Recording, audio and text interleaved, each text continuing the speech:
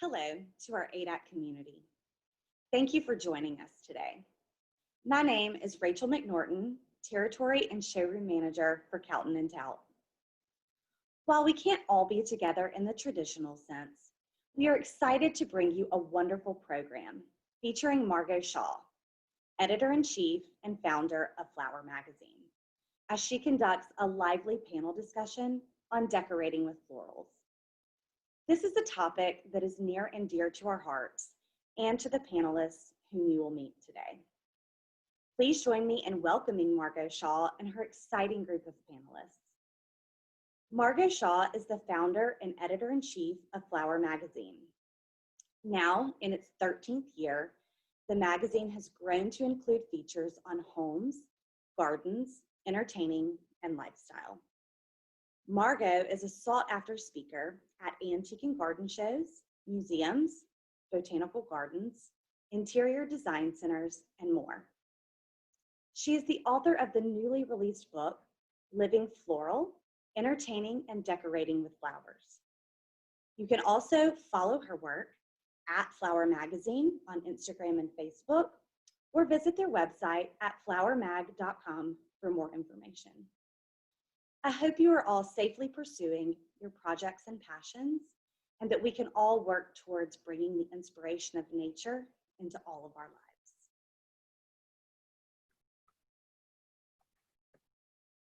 Good morning, everyone. Rachel, thank you so much for that lovely introduction. Thank you, Calton and Tout and ADAC, for sponsoring what I hope and am sure will be a lively conversation with this stellar panel that we've assembled. So I'm going to go ahead and introduce y'all to them.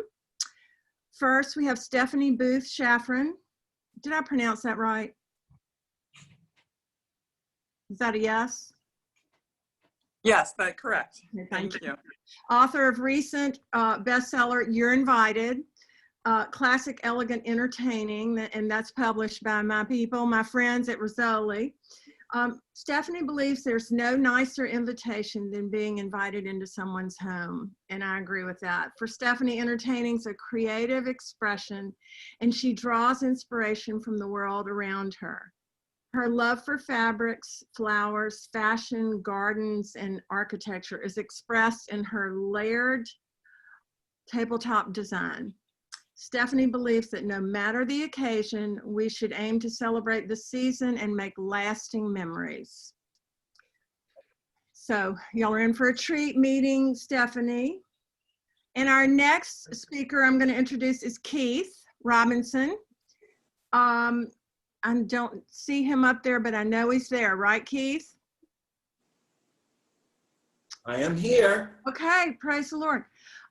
Keith Robinson has been a tastemaker and business owner in the Atlanta area for 3 decades. As the creative director, owner of Gloriosa Signature Events, a company that creates memorable experiences for its clients through creative culinary solutions, event design, and production, and spectacular, last but not least, spectacular floral design. Keith carved out a niche very early as the first of its kind turnkey event services company in Atlanta. His signature style is well known for its perfect combination of richness and simplicity with a sophisticated flair. Welcome, Keith. We're excited to get to talk to you today. And last but certainly not least. Thank you so much. You're welcome. Last but not least is Mallory Matheson. Mallory Matheson, Inc. is a residential design firm established in classicism, yet guided by an astute current perspective on lifestyle. Enduring design, considerate details, and an authentic vision define Mallory and MMI's team approach to each client project. MMI's recent work has been featured in several shelter magazines. Mallory Matheson Glenn is the principal designer and resides in Atlanta with her husband and twin 6-year-old boys. Wow. So we're all busy, but that sounds really busy because I bet they're at home right now, aren't they? They are. We're doing virtual schooling, virtual panels, virtual schooling. So yes, it's a busy time, but Bless your heart. So, okay. So have you got them locked somewhere? Well, I shouldn't say that. Do you have them off doing homework somewhere? They're locked in a closet with an iPad. Okay, good. All right. Closet.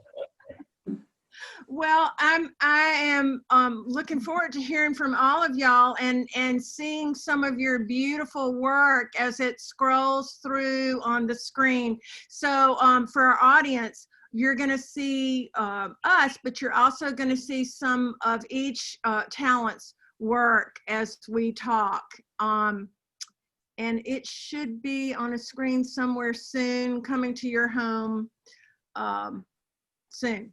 Okay, well, I'm going to go ahead and start and try to get to know y'all and try to help everybody that has tuned in get to know y'all. Since we're discussing decorating with flowers, I want to first start with everyone telling me, if you were a flower, what flower would it be?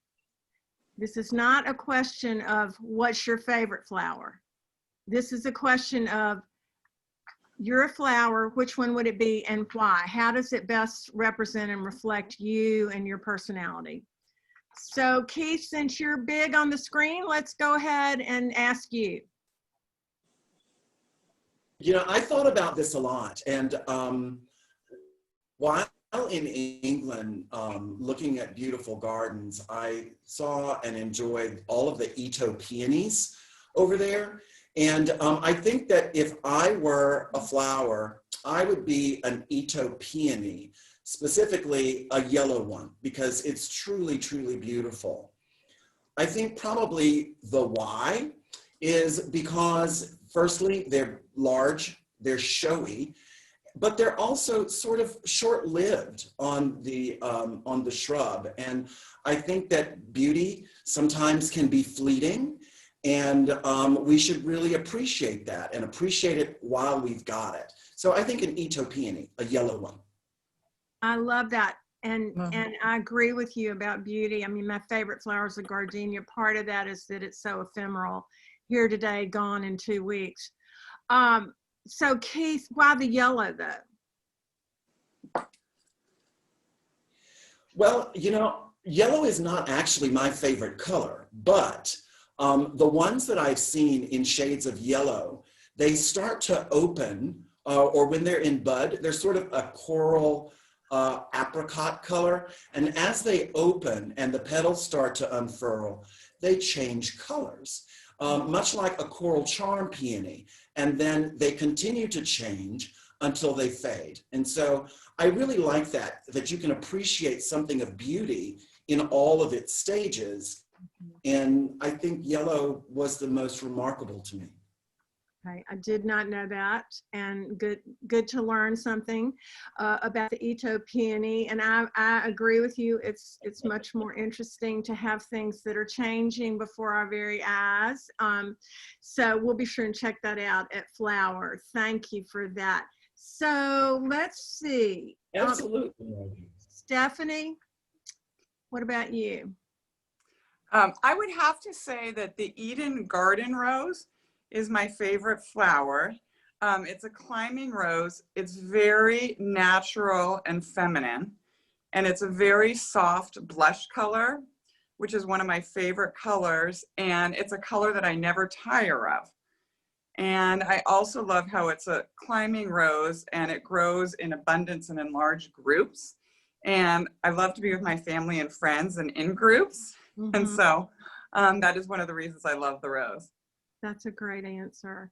And so that's also sounds like it's a really good image for you and your life. And I guess you might be seeing more of your family right now.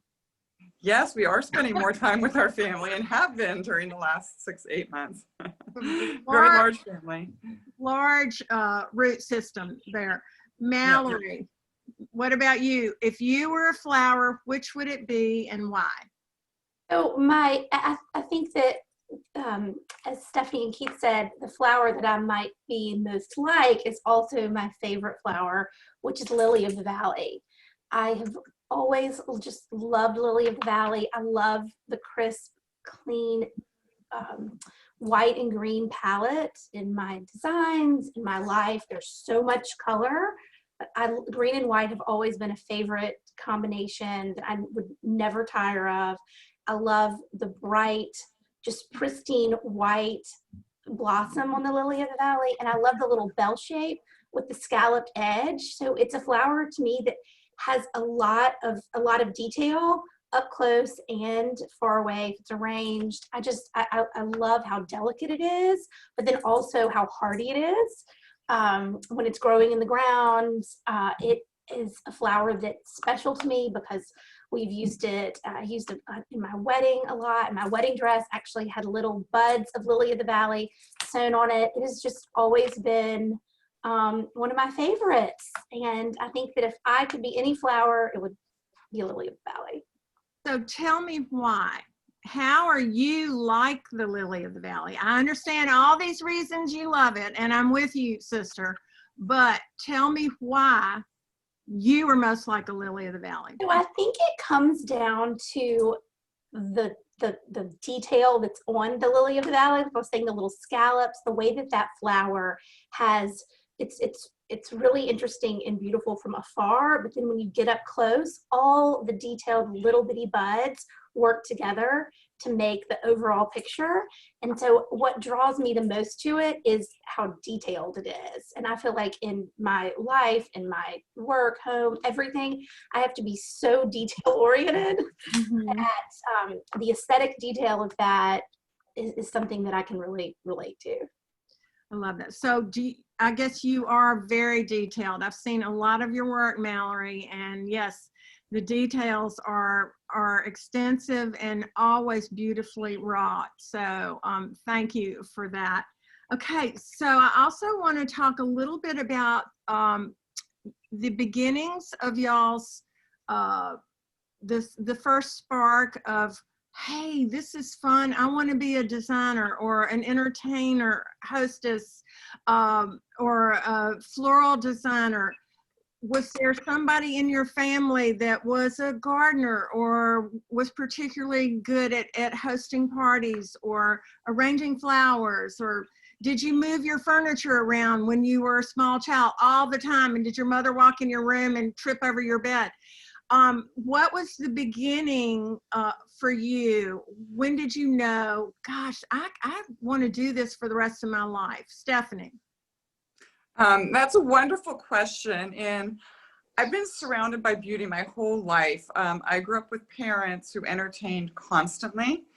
And so I have these wonderful, vivid memories of their friends coming over and being all dressed up and having cocktails in the living room and then adjoining to the dining room. And my mother would always set just a beautiful, very layered table. And so having been exposed to it early on, it just naturally became a part of my life. And then when my husband and I got married 8 years ago, we just celebrated our anniversary yesterday. Congratulations. And anyways, we both, we have 7 children combined and brought together these big lives. And so I found myself entertaining constantly, whether, you know, it was bringing everyone together for the holidays or birthdays and celebrating with our friends as well, as we have a wide circle of friends. And so I really, it just naturally comes from my heart, and I love opening up our home to family and friends. And so I feel it's an extension of my childhood and is a big part of our life today. Mm-hmm. So. And do you find yourself setting a table or doing a floral arrangement and saying, oh, Mama would have done this, or, oh, I remember Mama always, or your father, whoever, do you, I always feel like that's a way to bring our heritage to the table, is to adapt our style into their traditions and rituals. Is that something that you are aware of, or am I making that up for you? Not at all. I think you're spot on, because I absolutely do incorporate inherited pieces from my mother and grandmother and china and silver, and then I bring that to our table, and I love to mix it with more modern pieces as well to create a fresh look. And I also love to gather flowers from our own rose garden, because I grew up with an extensive rose garden and would go outside with my mom and cut flowers and, watch her arrange flowers for various areas of the home. So there's always something, to greet the guests upon arrival in the entry, and something pretty in the powder room, and then carry that over to a fully dressed dining room table. So yes, I'm grateful for all that my mother's taught me, and I try to do the same for the next generation. I have 5 girls, so hopefully it will pass on and continue. Yes, your work is cut out for you. You better go. Just kidding, don't go. Thank you, Mallory. Okay, so Keith, what about you? How did you, Well, what was your inspiration? I think that I know that I had to have known at a very, very early age. My grandmother, my paternal grandmother, lived in a heritage home in Mississippi that had a beautiful, beautiful garden. And I remember from a very early age, as early as 4, 5, 6 years old, I remember a yellow climbing rose that was intertwined in the wrought iron fence and gates in front of the house, as well as some of the beautiful things that she had in the bed surrounding the house. And so I remember that floral beauty as being my first impactful look at flowers. We lived, and I grew up primarily in the mountains of North Carolina, in the national park, surrounded by the most beautiful woodlands that were filled with gorgeous, gorgeous flowers throughout the year. And though I didn't know it then, I would forage in the woods beginning about the age of 8, picking flowers, doing arrangements in the house, and as well as taking plants and putting them in our gardens surrounding the house. And so I come by it very honestly, and also wanted to have knowledge of what it was that I was looking at. And so started studying at an early age as to what the flowers were, when they came into bloom, how could I expect them to act if I used them in a flower arrangement. Of course, there was trial and error. As we learned that some things last longer than others. But I think that when I was about 12 years old, I actually started doing flowers on the altar in our church. And that was something that I did until I went away to university. So I think that in the beginning, it certainly was inherent in my family to be surrounded by floral beauty. Mm-hmm. But I think that professionally speaking, that it was something that, again, I just kind of stumbled into. Growing up in the country, I didn't really know that it was an option to do events for a living, and that people would actually seek you out for your talent in producing something like that. And so I know that for me, I've always been surrounded by flowers. My parents entertained as well, and I participated in that also from an early age, in the setting of a beautiful table, and the creation of something that would be memorable for all people. Much like Stephanie, I inherited things from my grandmother, and they have become a part of the way that we live here in our home and the way that I entertain as well. So I can really appreciate the legacy that creates on the table. Well, Keith, your work is so fabulous and it's so impactful. You're not shy, and I really like that about your style. It's interesting that you say that who knew you could make a living throwing a party, basically. But that's new. I mean, that's relatively new in the last 20 or 30 years, that really maybe the last 15 to 20, that this is a career choice that is really a good one. Well, not so much right now. Sorry about that. But right. But just in general, what a fun career. And I have done it before. That's what I did before we started Flower. So I know what goes into event planning and design and floral design. And so bless you, Keith. I know it's a lot. And I guess right now, Thank you. You've got time to garden and to practice and hone Absolutely. your skills. Yeah, yeah. Okay, what about you, Mallory? Absolutely. There's been a lot of that. So I grew up, but my mother is an artist, and she, growing up, was always doing still life paintings with oil. And so we always had a lot of fresh flowers growing around our house. Not necessarily a really planned garden, but more, lots of gardenias and lots of hydrangeas and lots of just kind of like wild rose bushes. And so growing up, I would help my mom cut the flowers, bring them in, we would arrange them, and she would have them all around the house, and then she would paint them. So what's really sweet about that is I have some of the paintings that are of flower arrangements that I can remember, growing up.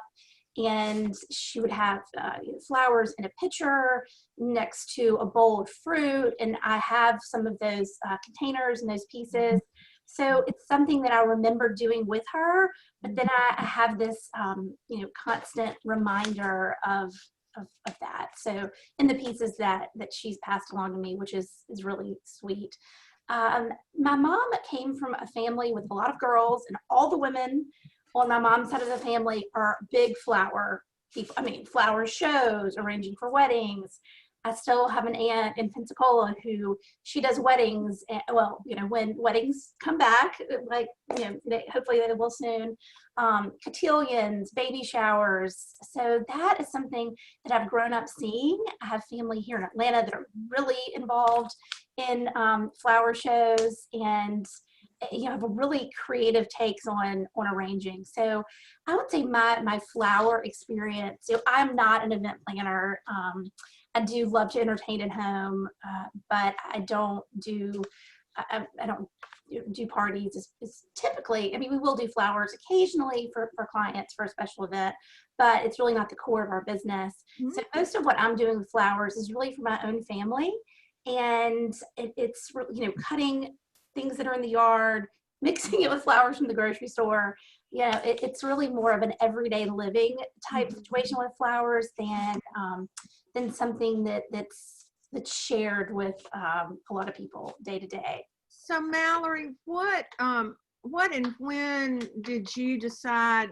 You come from this long, deep pool of flower mavens. So you segued over to interiors. Was that an unpopular decision? No. I've mentioned this before on some other panels I've been on. When I was little, was obsessed with miniatures and dollhouses. So I had dollhouses and would decorate the dollhouses with, make curtains out of handkerchiefs and go get wallpaper samples from the Ace Hardware and, do. So I loved playing with miniatures, and that kind of became my, my segue into learning that I loved interiors. My mom has always moved furniture around, repainted things. My dad is a retired Methodist minister, so we always lived in a parsonage growing up. And so there was never like major construction that happened, but always lots of like painting, and my mom would be like, oh, well, let's paint the kitchen turquoise, or things that we could do that were fun that were not necessarily permanent. Mm-hmm. So I've just always loved it. My first job in high school was in an antique store, and I worked for a designer in high school as well. So it's really the only career path I've ever had. I was very lucky early on to have an aunt who's an interior designer in Montgomery. And so I was lucky very early on to know that it was something that could be turned into a career. Yes, and you have done a beautiful job with that. And so, and we're grateful. And a little side note, I did see Mallory's room at the Southern Style Now home in, was it Savannah or Charleston? Charleston. And then that made the cover of another magazine that shall remain nameless. Actually, no, it was House Beautiful or Trad Home. Mm-hmm. Okay. Anyway, so she's a cover girl, and we're honored to have you here. But I do think that it's so important to pay attention to your life when you're young, and to notice the things that make your heart sing. And So that's kind of that's why I was trying to extract that from y'all. And I think it's interesting for other people to see and be inspired by that. I just want to grill you a little bit about your design, floral or interior or event or architecture or garden. Who are your muses in your work? Who have you seen through the years or studied, or someone who's not here now but has really influenced your aesthetic? Who would you say, Stephanie? I actually love this question, because there's so many talented people. I would like to start with Carolyn Rome.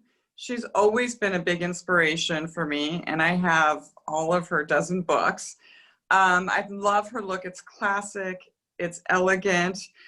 She's very bold with color, which I admire, and does a wonderful mixture of unexpected colors at times, and will mix, yellow with a black and white tabletop, or orange and purples. And she, of course, has an extraordinary garden. And so she's one of my muses. I also love Bronson Van Wyck and David Maughan. I think they're wonderful at incorporating, dramatic and sophisticated arrangements into their parties. And of course, I think Keith Robinson joins these masters. I think he's incredibly talented and has a wonderful, sophisticated, yet natural look. So I've always admired you, Keith. So it's a pleasure to be on a panel with you. Oh, I love that. I love that. I know. I remember the first time I saw Keith's work. It was the Piedmont Driving Club, and it was this incredible party. And we got to feature it in the magazine. And I had the hardest time picking images because they were all incredible. Every room was just a paradise. So I'm with you, Stephanie, and I'm with you about all the other people too. Caroline Room, oh my gosh. And Bronson I heard last year, and he does nothing halfway. I'll just say that. And very extravagant. So talented. And he will bring a theme to a party if you don't watch him. He's just fabulous. So Mallory, what about you? So I'm really inspired by English decorators, by Colfax and Fowler's work, by Nancy Lancaster. I'm constantly referencing Mario Boada's work. I love looking at all Billy Baldwin's books. Kind of the usual suspects too, Bunny Williams, Charlotte Moss, these designers who are really traditionalists, but focus so much on an individual, beautiful, layered, collected look that feels really special and one of a kind. I'm inspired by trying to think some people who are kind of more in Miles Red, obviously, is just so like jolts of inspiration every time you look at his work. But I also love going back and looking at books that have like pictures of historic homes from Charleston or Natchez, some of the older port cities have these beautiful homes. Those are really inspiring to me as well. Not necessarily a person, but places. Yeah. Well, and it's so interesting now because we have access to everything that we really didn't, before the internet and before all the platforms. We can be inspired by a book or a magazine, but also an Instagram post or go into a design or a show house or so. There's so many different portals, and it shows in your work, Mallory. Your work is really rich and fun and interesting. No, I see your influences, but I see you. Thank you. It's really important to me to have rooms. I mean, in the show house room that you were talking about, it was so fun to do because I felt like I could really show the detail from things that I love. But in my clients' homes, it's really important for me for the rooms to speak of them and their lifestyle and where they've been and who they are. So that layered, collected, lived in look. I want people to be able to walk in and know who lives there. Yeah, and feel like they're in their own home. Yes. Keith, what about you, my friend? Do you remember the question? First of all, I'm going to I do. And firstly, I am absolutely humbled and flattered, Stephanie, and you, Margot, as well, for appreciating my work. I have to go back a ways to think about who might be muses of mine. I studied environmental design at the University of Georgia and was introduced to the great gardeners of our world. And I think that in looking at that, Gertrude Jekyll, also Vita Sackville West, and the way that they were pioneers in what they did was so remarkable. Having visited some of the gardens in England as well, really sort of brought full circle that idea of them being muses for my creative philosophy. And I think that was really impactful for me. A more contemporary garden designer, Arnie Maynard, another incredible garden designer in England, who has a very signature style in his use of topiary forms, espaliered forms, creating borders and edges, the natural use of materials, repetition, things planted in mass. All of these things are things that really speak to me as a designer. And you know, if we're talking about floral designers, I think that one of the first floral design books that I ever actually purchased was by the designer Daniel Ost, who, as a Dutch designer, did installation work that was so over the top and sort of showed me that the sky's the limit in the way that you can interpret the use of flowers. And so I've always been sort of fearless, been willing to jump off bridges and take chances when it comes to design. And I think that and Daniel Ost's work for me was a great inspiration. I think that a more contemporary floral designer who is truly pushing the boundaries in floral design is Jeff Latham, who, of course, anyone who is in the floral industry knows that name, Jeff Latham, with his Los Angeles-based business, and the way that he took the idea of using vases or vessels in repetition with the same flower in angular ways to create impactful installations in hotel lobbies, for events, and literally all over the world. And so I think that in those few folks, when you sort of put them all together, it speaks to my concept of inspiration for design in flowers. I see that. And also, Keith, I want to just say that you have woven all of those styles together in your work. You've taken the best of everything, but you also have your own distinct style. But your work is really, I mean, before I knew of Jeff Latham, I knew of you. And I don't know what, which came first, the Keith or the Jeff, but for me, it was Keith. And so all of the Well, I'm older. I'm much older. See what I mean? The hanging flowers, the repetition, the mass of one bloom, all of that I saw from you back in the day. I mean, so I just want you to give yourself some credit there. I had not seen that before, and it is magnificent. So kudos to you on that. I have a quote that I want to read to everybody, and so just bear with me because I found this and it just cracks me up, and I want to talk to y'all about beauty. This is a quote about Elsie de Wolfe, who was, as we know, the mother of decorating. She was sort of the first American interior decorator. She ran and looked at the walls which had been papered in a William Morris design of gray palm leaves and splotches of bright red and green on a background of dull tan. Something terrible that cut like a knife came up inside her. She threw herself on the floor, kicking with stiffened legs. As she beat her hands on the carpet, she cried out over and over and over, "It's so ugly! It's so ugly!"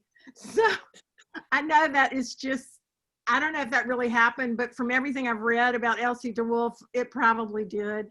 But the reason I wanted to include that is that, you know, sometimes people can think that what we do is not frivolous, but maybe not curing cancer or bringing about world peace. I kind of disagree in that, I mean, I don't think what we do is frivolous, but I think it's not only not that, I think it's very important, very life-giving.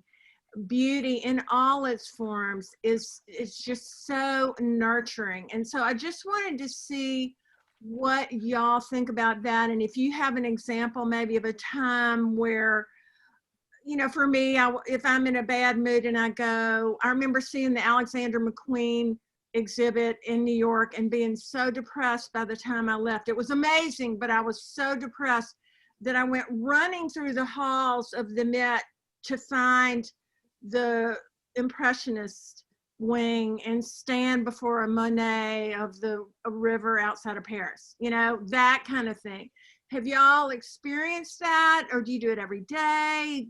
Does anybody have some sort of comment about that? Well, I think that what we do, Well, Keith, go ahead. no, Mallory, go ahead. Oh, I was gonna say, Margot, I really appreciate you saying that. I tell my clients a lot of time, you know, we're not, this isn't brain surgery, this isn't rocket science, but it is really, really important in a different type of way than those other you know, extremely meaningful things are. What we're doing is helping people be happy at home, which is, I mean, more relevant now. You know, it's always been relevant, but now it just really just goes to the heart of everyone who's spending so much time at home, trying to help clients create a space for their families that makes their life easier and just thoughtful and really happy. I mean, that's the bottom line. When you walk into your home, whether it's some, you know, flowers from Whole Foods, or whether it's a beautiful dining room, papered and, you know, hand painted Gracie florals that make you feel like you're in a garden in another part of the world, whatever it may be, small or large, it's just gaining a sense of happiness that makes you smile and feel great about the space that you're living your life in. Agreed. And yes, now it is even more pronounced and more important what we do. Keith, what were you going to say? I was just going to say that well, first of all, Mallory, I absolutely agree with you there. I was just going to say that beauty can lift the mundane to the sublime. I think that sometimes that people forget to stop and really appreciate the smallest of things. I had the opportunity to study abroad when I was in university, and that opened up a new world for me in coming to understand how beautiful, understand and appreciate the beauty that could be found in something as simple as figs on a tree, warm in the sun by a beautiful wall in Italy. And I think that when you can stop and take a moment and realize that we truly are, no matter where you are, surrounded by beauty in all things every day, and you can stop and appreciate those little things. I think that each of us could come away with that, with a smile on our faces, and live a life sort of searching for and finding the beauty in all things. You know, I live in the middle of a 5-acre garden. And so I can look out every window or take a walk and see something different and new to appreciate and call beautiful. And so that's me. Mundane to the sublime. I'm writing that down. That's a great quote. Good. I'm afraid that Thank you, Stephanie. Mine. Elsie would not have agreed with you about beauty and everything. She definitely thought that William Morris paper was ugly. Bless her heart. But Stephanie, what about you? What do you think about what we're talking about? I mean, to capitalize on both Mallory and Keith, beauty is about happiness. And I think creating a beautiful home, I've always been very sensitive to my surroundings. And it brings me so much joy and peace to have a beautiful home. And so that's important, as well as Keith was talking about nature and to being able to enjoy nature and appreciate the beauty of flowers and fruit trees and our surroundings, and to be in the moment. It's a vital part of our lives. And so I look at both of those examples in your home and nature as kind of tangible beauty. And then there's an intangible that I think is equally important. And there's a beauty and kindness and how you treat people that I think is more important than ever, and how we live our lives. So it's an essential part of life. So. Thank you for saying that, because there's nothing more beautiful than a smile. Yeah. True. Think about it. My husband went to Washington and Lee, and they had a code, I don't know if they still have it, where you had to speak when you passed somebody on a walk or wherever. You had to look him in the eye and speak. Of course, this was a long time ago. He's 73.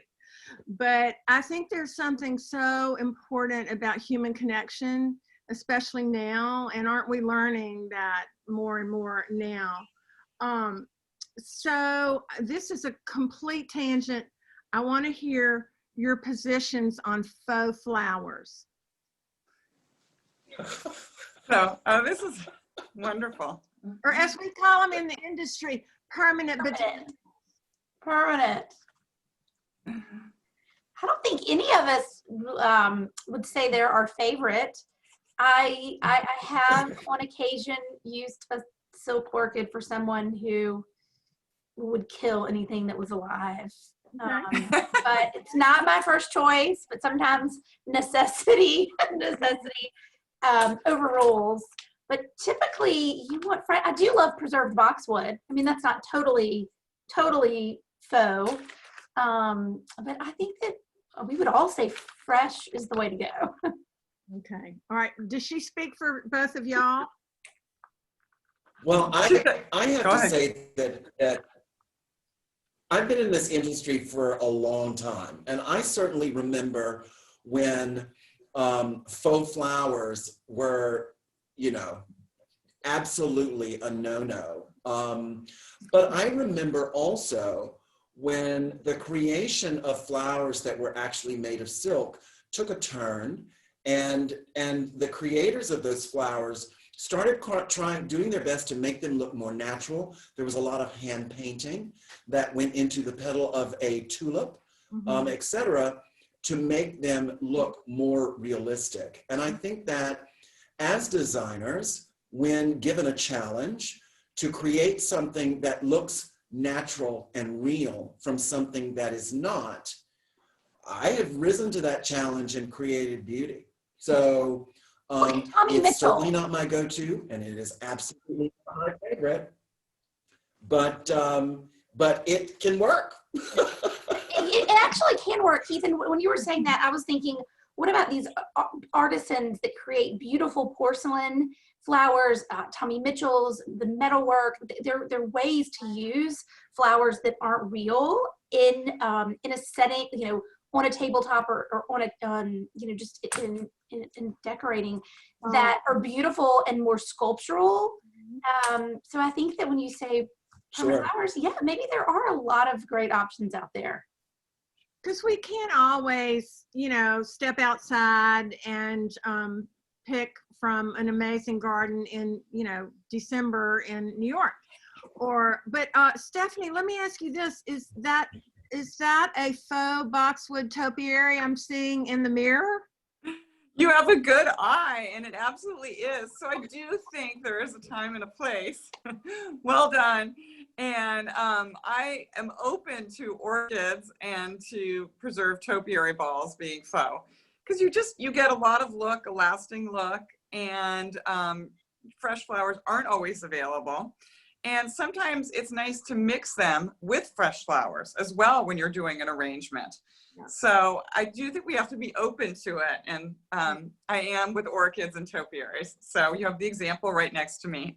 No, That wasn't planned either. nowhere to hide from that. But you know, speaking of flowers, which we of course are, it occurs to me that now, as I look at all of y'all's work, one of the common denominators besides flowers is color.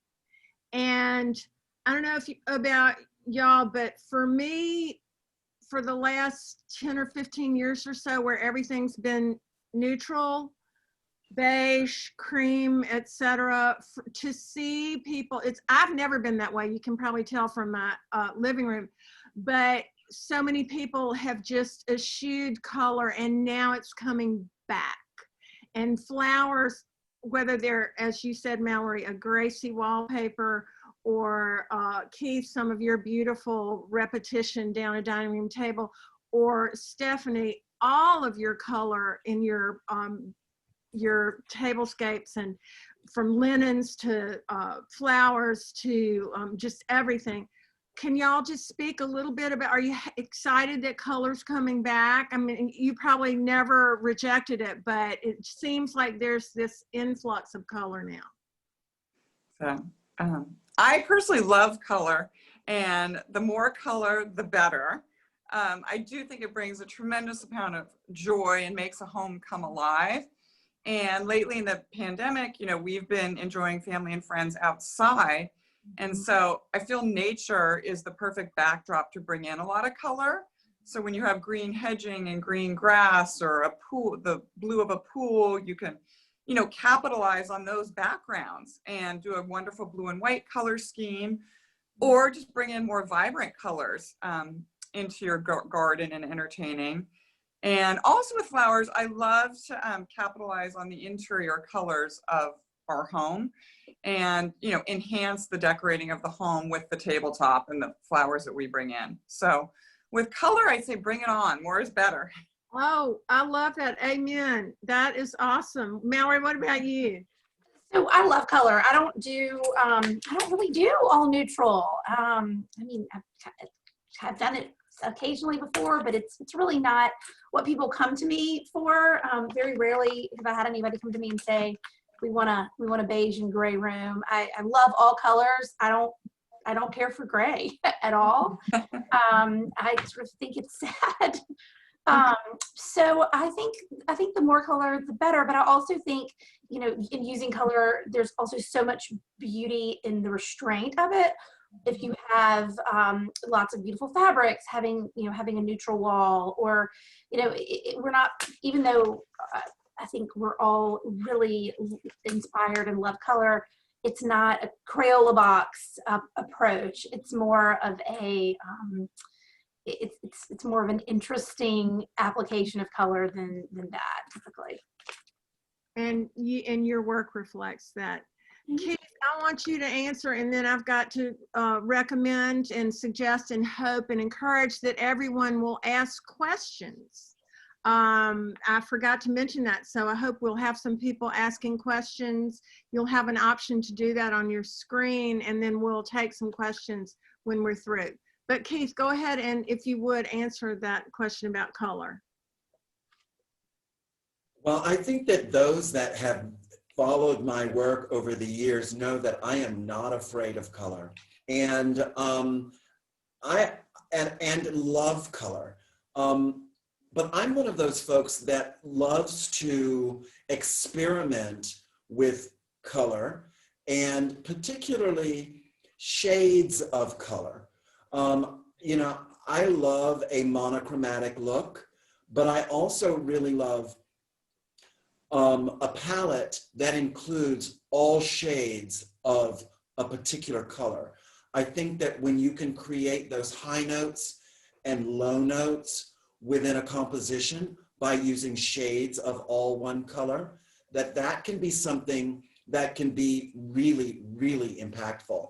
One of the slides that is rolling through of my work is showing a combination of Icelandic poppies paired with 2 different shades of orange in roses.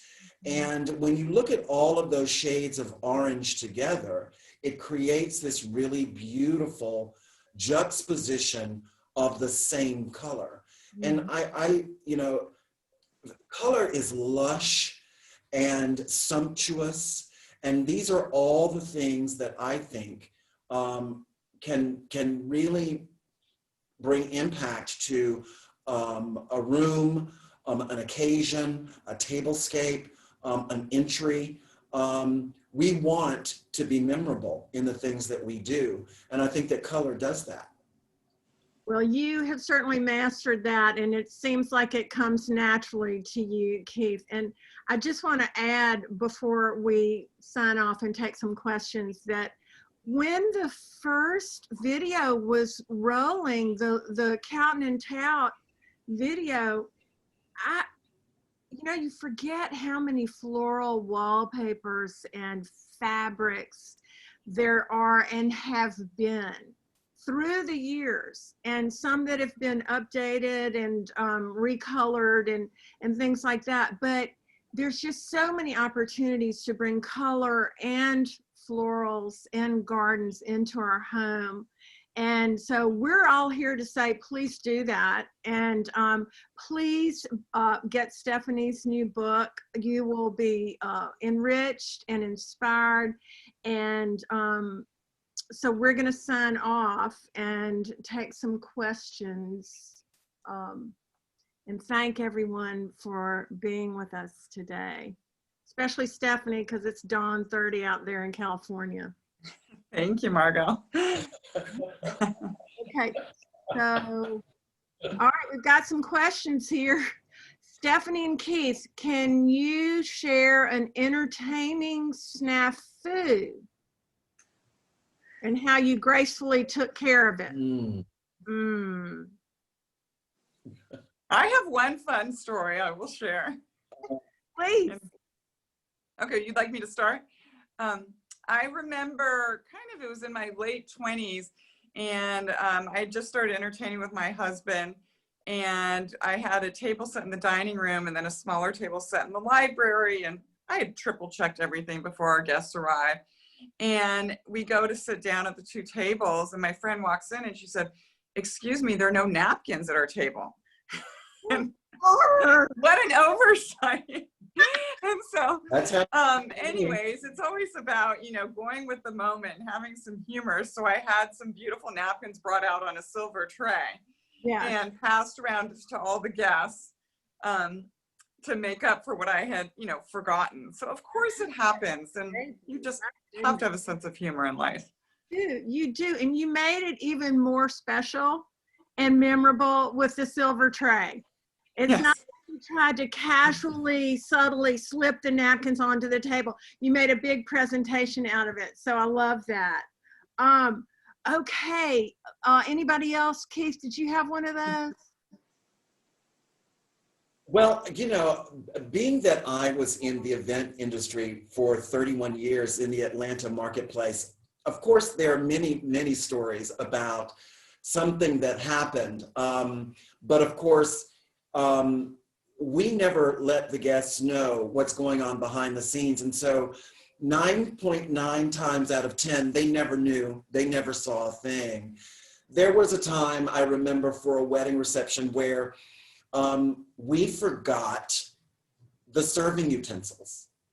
And we were actually about 60 miles from our home base kitchen. And it was about 45 minutes before the curtain went up.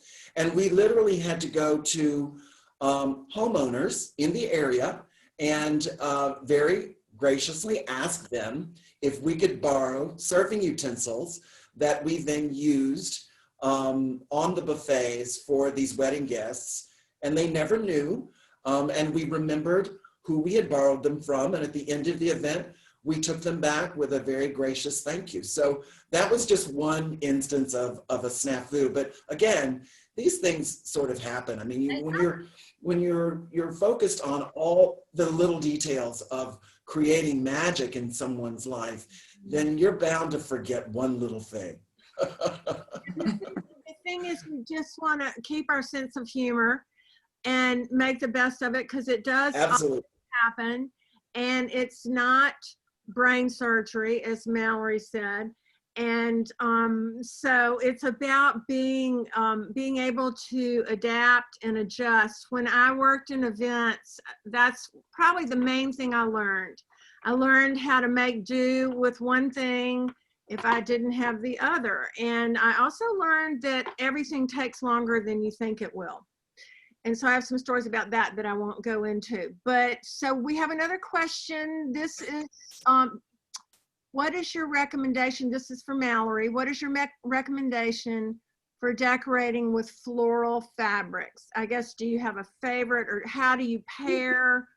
So I think that there's so many ways that you can do it in a room that is very very transitional, that doesn't we're not having ruffled skirts and chintz covered chairs and things like that. You can do just a beautiful small print. I love florals that are hand blocked. There's so many, even like little like Robert Kime patterns. There's so many patterns that are floral that work in a room and it doesn't scream floral. They're also one of my favorite fabric designers right now is Decora's Barbarous, and they have got so many beautiful little floral prints that feel really fresh and not overpowering. I also love the OD approach, where you just overdose on it and go curtains and walls and all the upholstery and really just go for it. Some of the images that Cowton and Tout was running at the beginning of this, we saw that you see a lot Cowton and Tout to Bowood, which is a really iconic fabric. That's a pattern that you see people just cover everything in. So I think that you can do it both ways. It just depends on how committed that you want to get. Some of my favorite florals, actually one of my all-time favorite floral fabrics is a Michael Smith Jasper fabric. The name of it is Grace. It's a beautiful floral that has a ribbon going through it, but it's colored in sort of more updated colors. I am obsessed with almost everything Hazelton House does. And then back to Cowton and Tout, they have got amazing florals, wallpaper, and fabrics that can go in almost, really in any setting. And talking about the Bowood or neutral, that's a fabric that is really subtle and then has just a pop of green in it. So yeah, it's quiet. So if you want to make a floral statement, and I love that word you use, commitment. You want to make a floral statement, but not a color statement specifically. Bowood is just that is the answer. So I have a question for Stephanie. Do you choose flowers differently when you're doing a table in the mountains versus a dinner party in the city? Yes, it's a wonderful question. And I really do take consideration into the architecture and the location of the event, whether it's, the mountains where we have a home in Sun Valley versus being in New York or Los Angeles. So in the city, I tend to do a more streamlined, sophisticated look. And like Keith, I love a repetition and abundance. And I love to have one type of flower or a trio of arrangements where there's one type of flower in each vase. And then that trio might all be white or purple or pinks. Sometimes I'll mix the colors as well, but I tend to not mix the flowers quite as much because I think it's more impactful. And then in the mountains, I use nature to inspire me. I mean, we're so lucky to have all these beautiful wildflowers, such as we have a big hydrangea garden at our mountain home. And so I'll cut those and bring in the white hydrangeas, and I'll bring in lavender. And I like a looser, more natural look in the mountains, and have more of a relationship between the interior and the exterior there. So I absolutely, take our location into consideration, and the aesthetic of the home as well. Yes. And you can see a lot more of that in Stephanie's book. I'm not shilling for Rizzoli, but it is a beautiful book. So here's the last question that I see. Do any of you have a favorite project where you've been given complete free range to create an event, room, tablescape, etc.? What was it, and how did you translate your vision? Keith. I'd like to start, absolutely. So in the very beginning, Margot, you called upon an event that you saw that I had produced, which was at the Piedmont Driving Club for the Piedmont Ball. Mm-hmm. And I really do have to say that the inspiration for that scheme was taken from Highgrove Garden, Prince Charles's garden at his home, Highgrove, and in a particular time of year, in the early spring. But I wanted to take that and turn it on its ear by using tulips and other blooming bulbs with the bulbs attached. And I think that was, when I went to my wholesaler and I said, I need 10,000 tulips, but I need the bulbs on them. Yeah. And they had to call the farms in Holland many months in advance and arrange for me to get this product in such a way that it then would be bloomed out and we'd be able to utilize it for this event. And the guests would actually be able to see the bulbs in their lucite troughs with the flowers attached in a way that was, sometimes I scratch my head and I think to myself, I don't know where these ideas come from. It just happens. But that one was pretty, yeah, it was up there. It's up there. Never seen that treatment. So thank you for bringing that. Yeah, I'd never seen that treatment before with the bulbs exposed. And then after that, I began to see it more. So I think we started a trend, you and I. Mallory, what about you? Well, the best example of that is when you do a show house room. I mean, when there's a client project, it's always for the client. So even if something is, there's never no budget, even if something has a really large budget, it's still, there's still parameters and there's still goals that we need to accomplish. But the carte blanche experience is doing a show house room where you can come in and just do whatever you want to do, really be as creative as you possibly can. So I think that for a designer, doing something, or in your own home, it's really the only way that you actually have sort of carte blanche opportunity, because everything else is for somebody else's home. You do have to listen to the people paying the bills. You do, right. Stephanie, I know that you primarily throw parties for your friends and family, but is there a place where you were able to translate your vision into a particular event that it was all Stephanie and no one else? Yes, it's interesting because here we have a professional decorator with Mallory and a professional event planner with Keith. And I will say I have a professional passion in flowers and entertaining. And so I think my 50th birthday, I got free reign, and my family and I love to travel. And we brought Bagatelle St. Bart's into our garden in Los Angeles and completely transported our guests and made it feel that, you were in St. Bart's, and had a whole French blue and white theme. And the flowers were very minimal, actually, and all white rose petals and gardenias floating in these hurricanes. And I had this vision. I ideally wanted to take all our friends to St. Bart's, and we couldn't do that. So we brought St. Bart's to Los Angeles. That sounds amazing. So What lucky friends. Now, listen, when we start Right. traveling again, Right. I'm going to be your friend. So this is time to say goodbye. For real. It has been so lovely being with y'all today. And I just want to thank you again for your time, especially Stephanie, who had to get up at 3:30 or something on the West Coast. Not really, but pretty early. I want to again thank Calton and Tout and ADAC for sponsoring this panel, and thank you all. It was so much fun, and go forth and flower your world. Thank you, Margot. This Thank is you, wonderful. Margot. Thanks a lot. Bye, Keith. Bye, Stephanie. Bye-bye. Awesome. Bye. Bye.